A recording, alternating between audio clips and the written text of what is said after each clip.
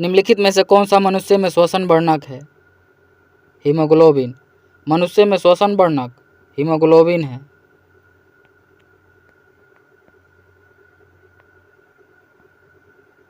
निम्नलिखित में से कौन सी ग्रंथि वृद्धि हार्मोन का स्त्राव करती है? पिट्यूटरी ग्रंथि। वृद्धि हार्मोन का स्त्राव पिट्यूटरी ग्रंथि करती है।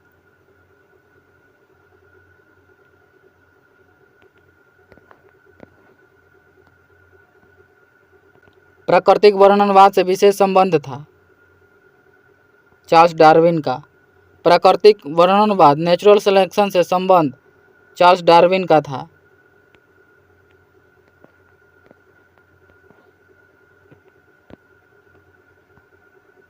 निम्नलिखित में से कौन सा ऊतक घाव भरने में सहायक होता है? एपिथीलियमी ऊतक। घाव भरने में सहायक एपिथीलियमी ऊतक होता है। निम्नलिखित में से कौन एक शरीर को गर्म रखने हेतु उत्तरदायी है? वसामय ऊतक। शरीर को गर्म रखने के लिए वसामय ऊतक उत्तरदायी है।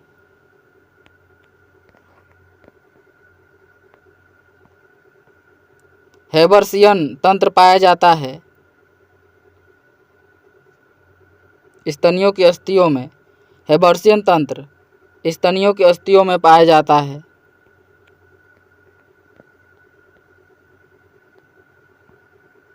फेफड़े को ढकने वाला आवरण कहलाता है प्लूरा। फेफड़े को ढकने वाला आवरण प्लूरा कहलाता है।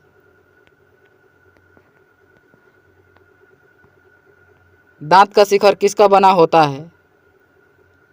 एनामिल का। दांत का शिखर एनामिल का बना होता है।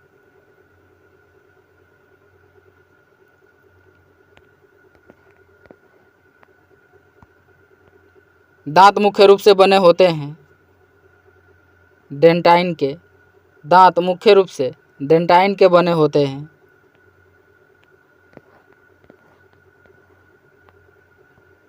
हरगोविंद खुराना को किस क्षेत्र में प्रतिष्ठित नोबेल पुरस्कार मिला था? चिकित्सा के क्षेत्र में। हरगोविंद खुराना को चिकित्सा के क्षेत्र में नोबेल पुरस्कार मिला था। हरगोविंद खुराना को चिकित्सा के क्षेत्र में 1968 में नोबेल पुरस्कार मिला था।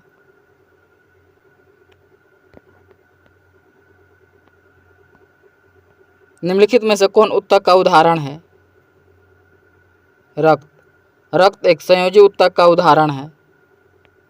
रक्त का पीएच मान 7.4 होता है।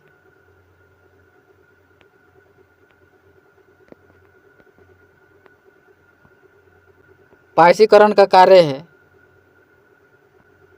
वसा को छोटे ग्लोब्यूल्स में तोड़ना।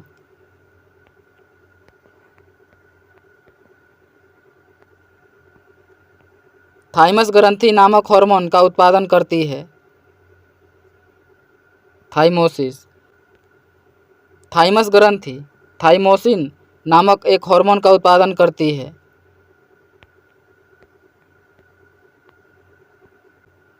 मानव रक्त का पीएच होता है थोड़ा क्षारीय। मानव रक्त का पीएच मान थोड़ा क्षारीय होता है। मानव रक्त का पीएच मान 7.4 होता है।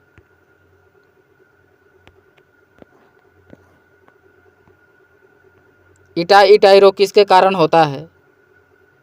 कैंडियम के कारण। इटाई इटाई रोग कैंडियम के कारण होता है।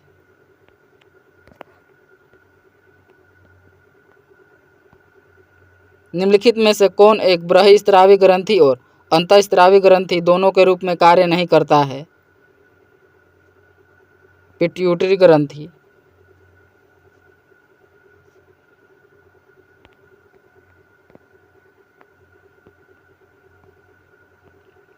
केकड़े किस संघ से संबंधित है? ऑर्थोपाडा से। केकड़ा ऑर्थोपोडा से संबंधित है। जन्म के बाद मानव के किस ऊतक में कोई कोशिका विभाजन नहीं होता है?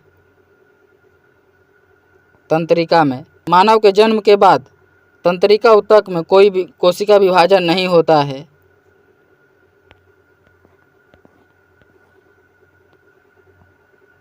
प्लाज्मा में जल का प्रतिशत होता है 90%। प्लाज्मा में जल का प्रतिशत 90% है। शरीर में प्लाज्मा की मात्रा 55% होता है। प्लाज्मा का 90% भाग जल है।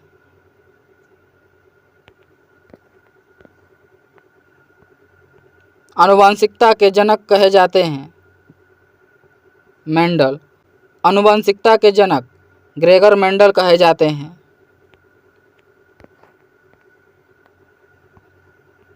किसी जीवित देह के भीतर कोशिका या ऊतक की मृत्यु को कहते हैं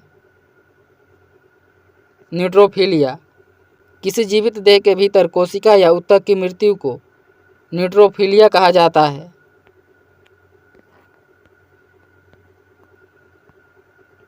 कौन सा विटामिन कैल्शियम के अवशोषण में मदद करता है? Vitamin D. कैल्शियम के अवशोषण में विटामिन डी मदद करता है। विटामिन डी का रासायनिक नाम कैल्सीफेरॉल है।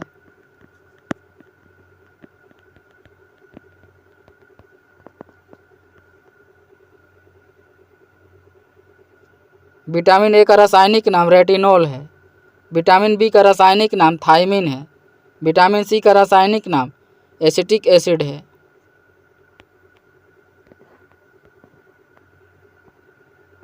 पत्ता गोभी भोजन कहाँ जमा करती है? पत्तियां में। दांतों के इनेमल के धब्बेदार होने का क्या कारण है? पानी में फ्लोराइड का उच्च स्तर। दांतों के इनेमल के धब्बेदार होने का कारण पानी में फ्लोराइड का उच्च स्तर है।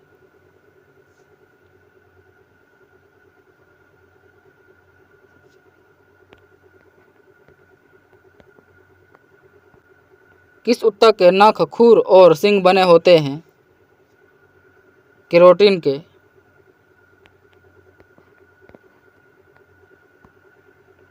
आनुवंशिक यूनिट अर्थात जीन होते हैं लाइसोसोम में। आनुवंशिक यूनिट अर्थात जीन लाइसोसोम में होते हैं। आत्महत्या की थैली लाइसोसोम को कहा जाता है। लाइसोसोम की खोज डी दुबे ने किया था।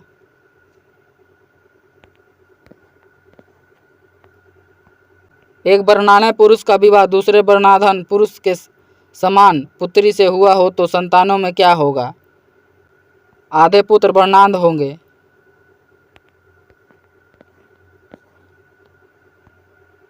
निम्नलिखित में से किसे आनुवंशिकी का जनक कहा जाता है? ग्रेगर मेंडल को।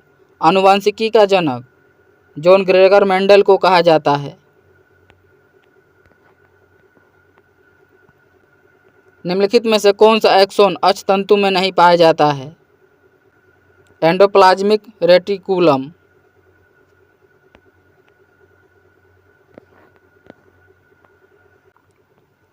सकिंग माउथ और टीयरिंग टंग में मौजूद होता है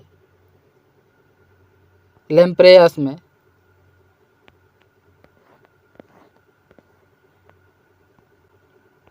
आरएच कारक ने अपना यह नाम किस जानवर से लिया है?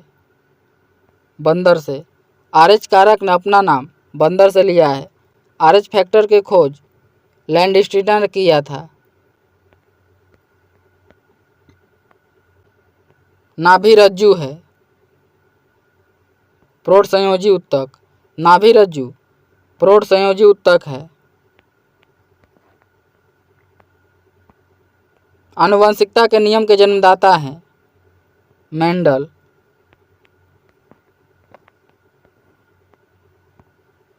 निम्नलिखित में से किस पादप समूहों को अपना जीवन चक्र पूरा करने के लिए भूमि और जल दोनों की आवश्यकता होती है? ब्रायोफाइटा को।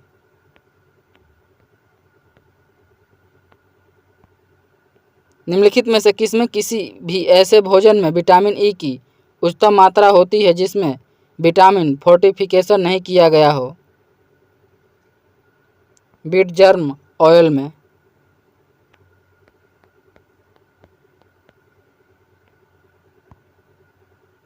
निम्नलिखित में से कौन सा अवयवीय श्वसन का एक सामान्य अंतिम उत्पाद है? लैक्टिक एसिड का।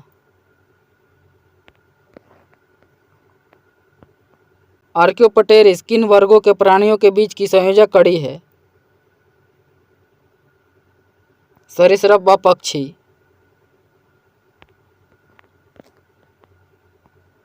रक्त समूह का आविष्कार किसने किया था? लैंडस्टीनर ने।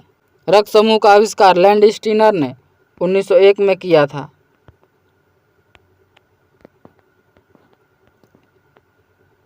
रुधिर परिसंचरण तंत्र की खोज किस वैज्ञानिक ने किया था? विलियम हार्वे ने। रुधिर परिसंचरण तंत्र की खोज विलियम हार्वे ने किया था।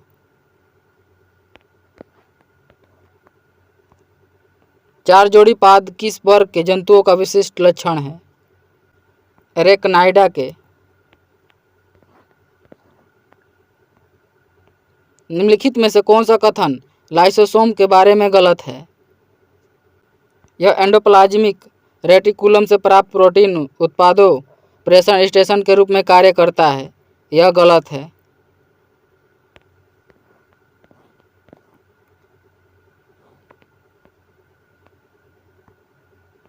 सिरोसिस एक ऐसी बीमारी है जो किस अंग को प्रभावित करती है? जिगर को। सिरोसिस एक बीमारी है जो जिगर यकृत को प्रभावित करता है।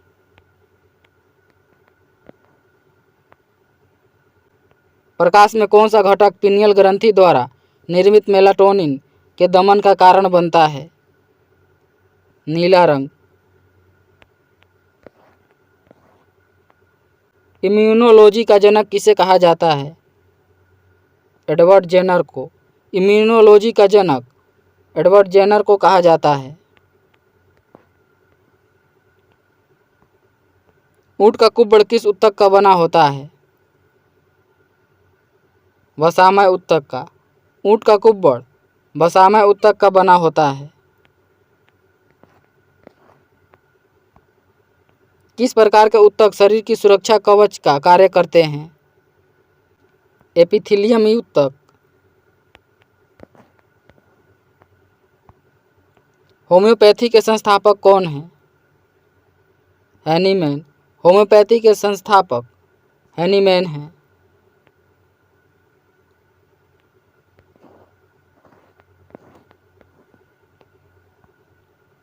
निम्नलिखित में से किसने सबसे पहले पाचन की क्रिया की खोज की? विलियम ब्यूमोंट ने। सबसे पहले पाचन प्रक्रिया की खोज विलियम ब्यूमोंट ने किया था।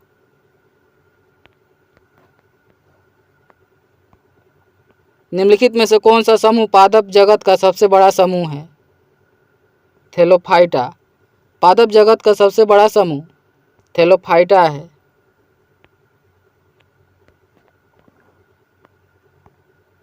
निम्नलिखित में से किसने कोशिका भित्ति की खोज की?